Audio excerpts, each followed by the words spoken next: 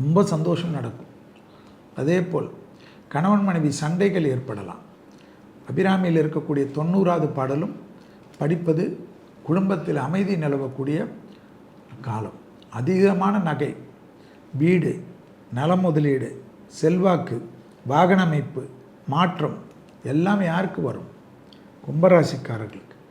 இன்வெஸ்ட்மெண்ட்டில் பிரச்சனைகள் இல்லாமல் ஏற்றமும் அனுகூலமும் சந்தோஷமும் அதிகளவு ஏற்படுத்தக்கூடிய ராசிக்காரர்கள் கும்பராசிக்காரர்கள். எனவே கும்பராசிக்காரர்களுக்கு 5இல் இருக்கக்கூடிய குரு விசேஷ பார்வையாக 9ஆம் இடமான பிதிர்ஸ்தானத்தையும் 7ஆம் பார்வையாக 11ஆம் இடத்தையும் 9ஆம் பார்வை விசேஷ பார்வையாக கும்பத்தையும் பார்ப்பது வேறு என்ன வேண்டும்? எல்லா விதத்திலும் யோக பலம். இந்த ஒரு வருடத்தில் சனி வேற விலகி இருக்கு.